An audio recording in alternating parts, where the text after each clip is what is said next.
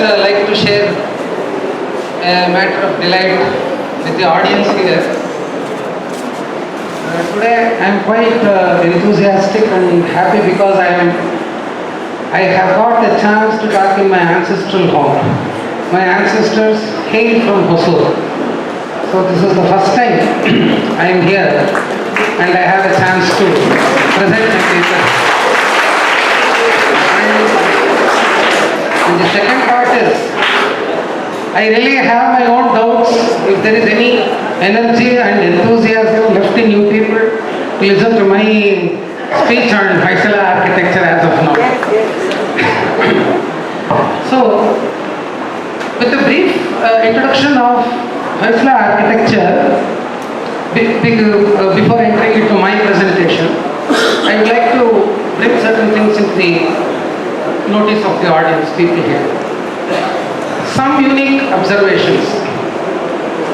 Here, I am trying to specify certain things.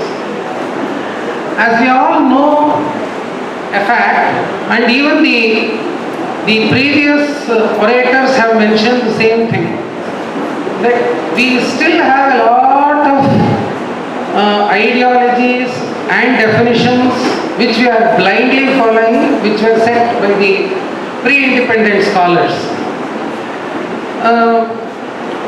But we cannot stick on to them very thoroughly. Even in those days it was not all that right. But for the limitations they had, whatever the contribution they have done is good up to their benchmark. Now, while talking about Hoysalas, if you just mention Hoysala temple, what is the picture any student of art history or archaeology would get is Hoysala temple it possesses a stellate plan, nakshatrakar talavinyasa, it is made of soapstone, mrudu madhyama, and the workmanship is highly intricate. These are the three things which come into the mind of any person by just mentioning the term Hoysala architecture at Hoysala temple. Now, this actually has further led many scholars to either get confused or to conclude that Hoysala temples belong to a class called as Vesara. So, now, overall, Hoysala temples are totally secluded from your Dravida school of architecture. They are again judged as a separate style which is mentioned as Vesara and which is supposed to be the mixture of Nagara and Dravida, and it is over ornament. Now these three definitions are right, it is not that they are wrong, but all the temples do not fall under this category. There are only a few set of temples which are popularly known, which are today the tourist spot. For example, the popularly known Hoysala temples are only Belur, Hadiyapet and Somnath. Some scholars who have tread a little deeper into the Hoysala architecture part, they know about some Doddagattavalli or from Settikere or some other places. But in Karnataka, you have some 2,000 and odd Hoysala temples which just belong to the Shaiva creed. There are about 800 to 1,000 temples which belong to the Vaishnava creed. And there are temples about 600 to 800 which fall under the Jaina creed. So with such huge number, it is very clear that not everybody is totally exposed to what Hoysala architecture really is. So we all know what the earliest scholars saw in Belur, Hadiyapet, Somnath, and we give a standardized definition to what Hoysala architecture is. Coming further, did Hoysalas restrict their temple building activity to Kannada speaking geographical boundary? No, there are many Hoysala temples in the modern Tamil Nadu which are Hoysala consecrations. The southern part of Karnataka Now, previous lecture, previous sir was mentioning that people call certain temples as Chola, and it is actually Ganga or something else. Now, why do a layman call a temple Chola and why does he call a temple Hoysala? The simple reason is this: for a layman, a temple which is highly ornate is Hoysala. He doesn't know Hoysala, rather he would call it as a Jaganachari temple. Jaganachari is a totally illusionary character who is probably the most popular sculptor. The original sculptors are not known, not remembered, but he is well known. And any Hoysala temple or Kalyan Chalukya temples for that matter, they are called as Jaganachari temples because they are ornate. And the temples which are not that ornate and the temples which are built with hard medium, that is granite, they are just referred to as Chola temples. So this is the benchmark. And another, I don't know whether to call it a misfortune or what, we have this dynastic affiliation towards temples. That is again a British approach of studying temples. One thing you have to accept, without the royal patronage, no temple can be constructed. But when you have to pinpoint something as Hoysala, as Chola, something like that, we have to realize that there are many other contemporary, they may be senior or junior, who have either introduced it or developed it or some, because suddenly it is not like this, okay, till 1336 the Hoysala is ruled, now I will start building a Vijayanagara style. It doesn't happen like that. Once Nrupakama Sada establishes Hoysala kingdom, he will not say, no, this is my new style, Hoysala, I'll start it now. No, it is actually a contemporary style, which everything which comes under the Dravida school of architecture. So at some points, we can call them as either Chola Dravida, or Hoysala Dravida, or Karnataka Dravida, Tamil Dravida styles because of the regional environment, the material which you get here. So in a hard granite, Hoysala, usually I make a comparison between Hoysala and Chola temples which are very contemporary. Chola temples, they represent masculinity and majesty. Hoysala temples are very delicate and feminine. So the presentation is that. But if you take to the bottom line principles, they all stick on to the same Vastu Granthas, same Shastras, same Kalamanas, everything is same. So here we have to have this pan-Dravidian concept of talking about temple architecture. So now today I am actually interested in showing some pure Hoysala temples which don't fall under the so-called or believed to be the regular Hoysala temples as such. Because we have to know.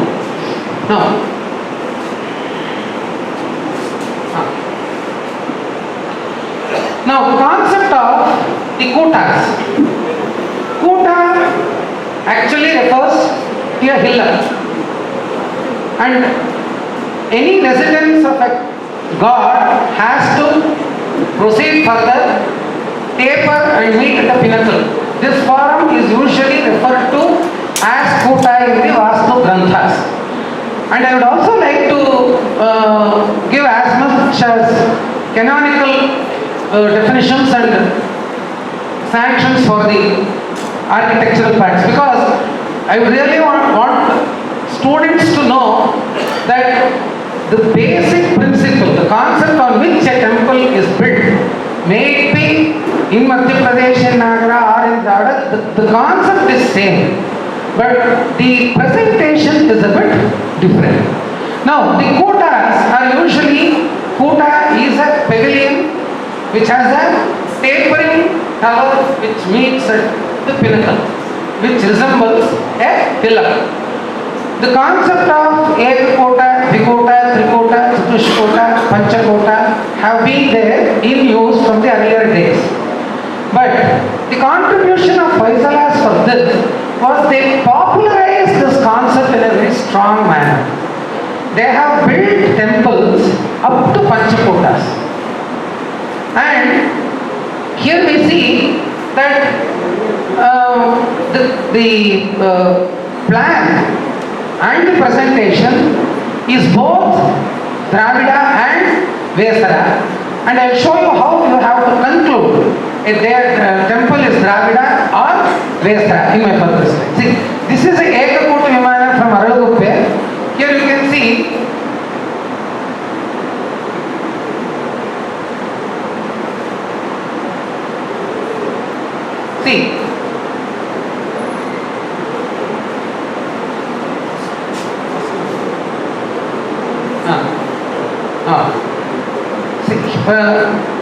usually, not all, but majority of the Hoysala temples are built on a Jagati. Now, by talking about Dravidian temples, I think many of the scholars here know that a Dravidian temple is constructed on the basic principle of the Shatvarga system. A temple is supposed to have Shatvargas, 6 Angas. The Shatvargas are Adhisthana, Vitti, Prasthara, Griva, Shikari and Stupa. These are the basic Shatvargas which any temple possesses. And the best example for a Shatvarga temple you can find in the Ekatala Vimana of the Chola constructions. All the Ekatala Vimanas, they fall under the Shatvarga system. But now the Hoysala artists, they have followed the Shatvarga system where the Adhisthana part, it becomes very symbolical because they build it on a stronger platform called Jagati. So the strength required for the temple is provided by the Jagati, and usually the elephants, they denote that strength. Now the Adhisthana in a Hoysala temple almost at all times is more decorative. So that is why what happens when we are dealing with a Ganga temple or a Chola temple or Badami Chalukya temple, Rashtrakuta, Nolamba, you can pinpoint this is a Padabandha Adhisthana, this is a Pratibandha Adhisthana, this is Kapota Bandha Adhisthana, because of the morphological definition given in the Vastu text, and it has been adhered to in the construction. But in a Hoysala temple, it so happens, it is the option of the sculptor either to use the traditional Adhisthana or just depict the Adhisthana because it is just decorative and not utilitarian. Then comes the second part, which is the Bhitti. Bhitti of Hoysalas are invariably ornate, but there are temples which are very serene and non-ornate, especially the Jaina temples. As you know, Jaina never encourages too much of luxury in any form. On the contrary, when you come to the influence of Sri Vaishnavism emphasizes on luxury and decoration, especially with the retinue affiliated with the main deity. So what are the bhogas we usually observe? We just offer it to the deity also. And of course, Shaiva is in between. They go this way and this, so they are not bothered if it is non-ornate or ornate. Anyway, it is okay. So this Bhitti here, as I mentioned, the Hoysalas used the softer medium for their original constructions. So the structure would be very tall. But whenever it was necessary to have a tall wall or a tall structure, they would break it into two. And this is called an Adho Janga and this is the Urdhva Janga, interspersed with the Kapota. This is again an Hoysala contribution to the architecture part. This division of Urdhva Janga and Adho Janga we can see only in the Mahadwaras of the later period, in the Vijayanagara period. In very rare, you don't see one above the other, two Adhisthanas or something in any other constructions as such. So this Urdhva Janga and Adho Janga has been an introduction by the Hoysala artisans. And this is the Prasthara and this is the Prasada, over which you have the Shikhara. Now from the Kalyani Chalukya period itself, the building of temple with stylized features. See, the same Kumuda you see in the Ganga or Chola temple If it's a Tripatta Kumuda, it is a well-chamfered, three-faceted Kumuda. But the Kalyani Chalukya, would you implement the same Kumuda with a sharp edge? It is also three-faceted. The Jagati would be with well-scalloped lotus petals in the Chola or Ganga, but the Hoysalas do the same thing with more intricacy. So that's the difference. But for an art seer, he would feel that it's a very drastic difference in the school.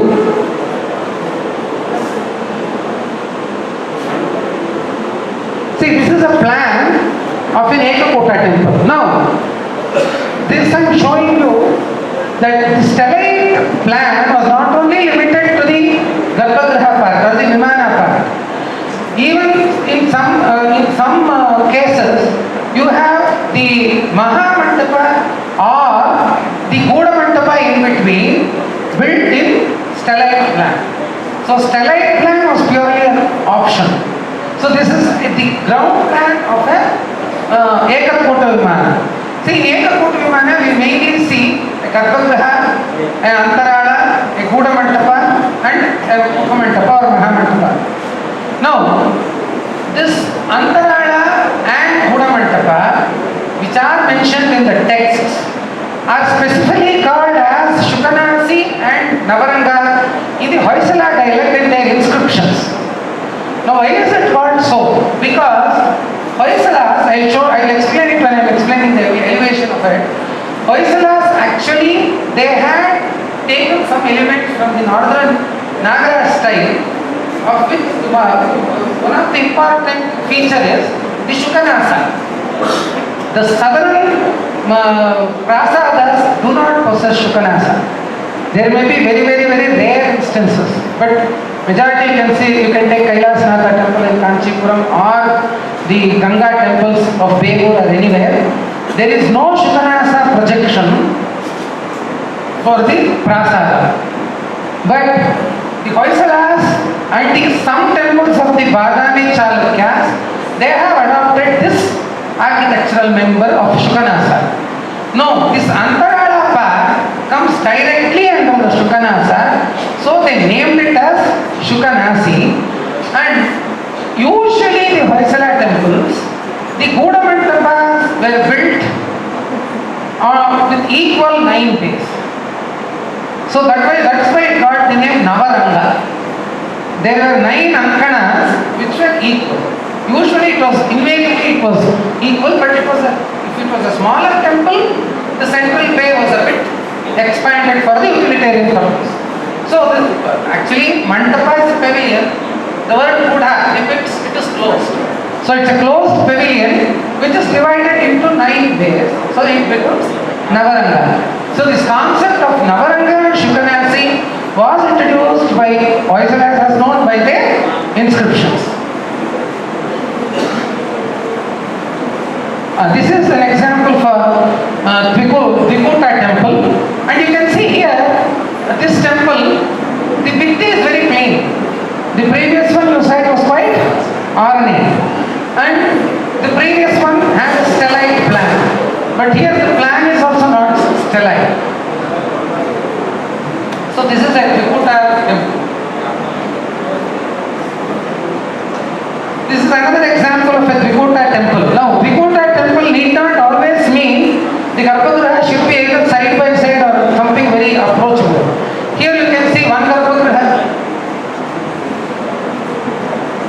You can see that one Garbhagriha, the main Garbhagriha is here. Just opposite it, you have the second Garbhagriha. It is from Bhujeshwara temple, Goravandala, and the presiding deity is Ishvara here, and here it is actually Surya Narayana. So you have many temples which possesses Surya Narayana directly in the axis of Shiva in Trikuta achalas like that. This is an example from Somnathpur temple for Trikuta. So this has 3 cellas, it is very clearly visible. And this is a plan from Yogamadhava temple in Setikere. Actually, I don't know if you have keenly observed, I am alternating a stellite plan and a Dravidian plan. I am showing you a stellite plan picture and showing a Dravidian plan of the temple. only extant Hoysala Chandrashkuta temple you have still not found. It is in Doddagattavalli Mahalakshmi. It is called as Dakshina Kolla Kshetra. This is the plan of the temple. Now here, with this plan, I would like to explain what is the difference between the Dravida plan followed by Hoysalas and the regular Stellate plan. Why we feel a temple of Hoysala is always star-shaped and not Dravida is because of the multiple incantations they give for the Vinyasa Sutra. Now, this is the Vinyasa Sutra of the temple. Vinyasa Sutra is the contour plan of the temple. Now, in the Vinyasa Sutra, usually you will have three major projections in the central part, which are called as the Bhadras. As the name itself shows, it provides stability and more protection to the structure. And there are four corner, like projections, contour.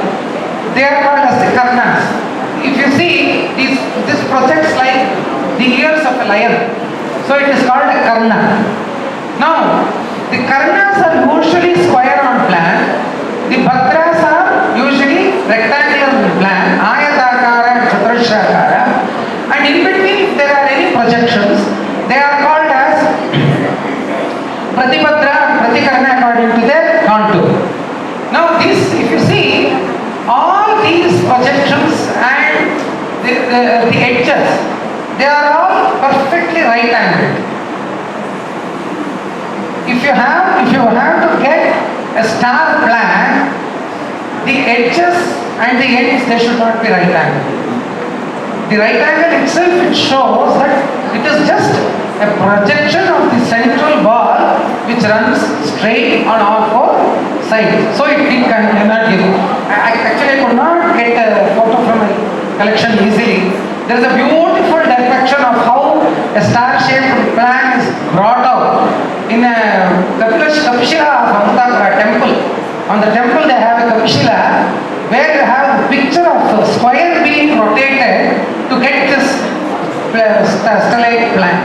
So that's how they used to get. Otherwise, this is a regular Dravida Vimana. This has nothing to do with a star-shaped plan. See this again. Now, if you see, you don't see any kind of acute angles here at all in the plan. It is a straight Dravida temple. It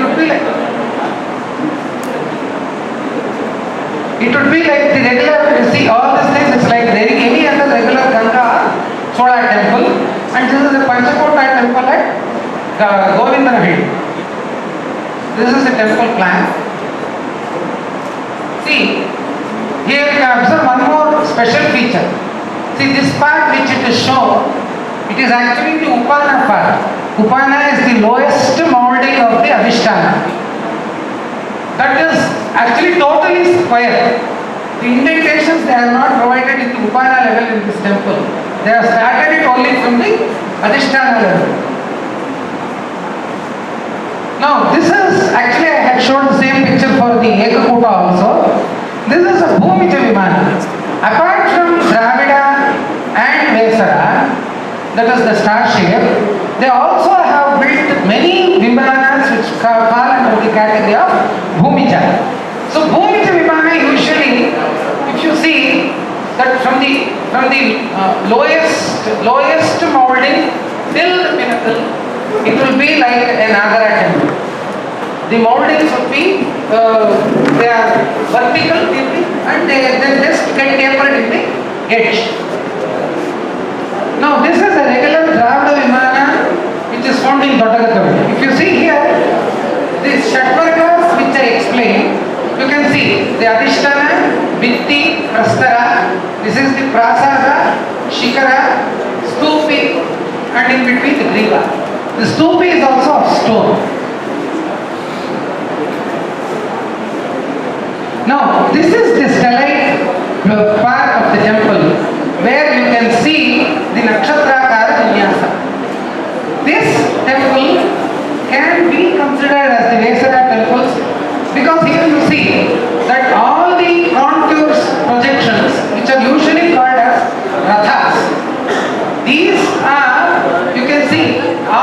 or acute angle. You don't find any right angles in it. So this is how a stellite plan can be discerned in a Hoysala construction. Now coming to the Adhisthana varieties, our arguments and texts mention a variety range of Adhishtanas, and we see that especially the Dravidian temples and Mayamata go hand in hand, because you read Mayamata, you can understand a Dravidian temple. You see a Dravidian temple, you can understand what Mayamata says. To that extent, you can see that affinity. So there you have a range of Adhishtanas mentioned. Now, if you see this Adhisthana, the plinth, surely it doesn't seem to be a plinth like that of a Chola or a Ganga temple or a Badami Chalukyan temple.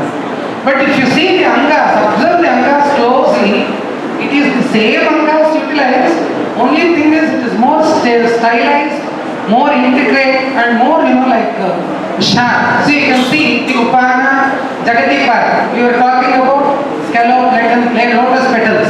You can see it's a Padmachariti here. The edges are upturned here. And this is the Kumuda. It is three-faceted but not equally chamfered. And above this you have the Kapota. See, can you see the Kapota here? So when a Adhisthana has Kapota in association with a well-ornamented Pratimukha, it is called Pratibandha Adhisthana. So this is a Pratibandha Adhisthana of the Hoysala order. Now, there are some Adhishtanas mentioned which are very rare in temples.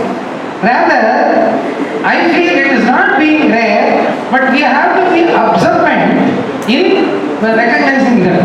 This is an instant of Kalashabandha Adhisthana. Now, Mayamata mentions for a Kalashabandha Adhisthana, it should possess two kapotas and a kumbha. If you see in this Adhisthana, you have a kumbha in the center, one kapota above and one kapota below. Now many people, they get confused if it is kumuda or kumbha. But we can see there is a clear-cut Tripatta Kumuda carved here. So it is again Upana, Jagati, Kumuda, Kapota, Kumbha, Kapota, Prati. So this is one example of Kalashabandha Adhisthana. So this is how we can morphologically try to understand the Adhisthana varieties used by Hoysala, which again is with the Dravidian affiliation. Now, majority, as I told, they are more decorative than being utilitarian, and this is one example where it is a decorative Adhisthana and it is panelled, and to show it is an Adhisthana, the meaning of Adhisthana is one which strongly upholds something. So they have carved the faces of elephants here and other retinue which precedes. Now this kind of panelled Adhisthana we see in many Hoysala temples. This is an example for a non-ornate Bhitti, but you can see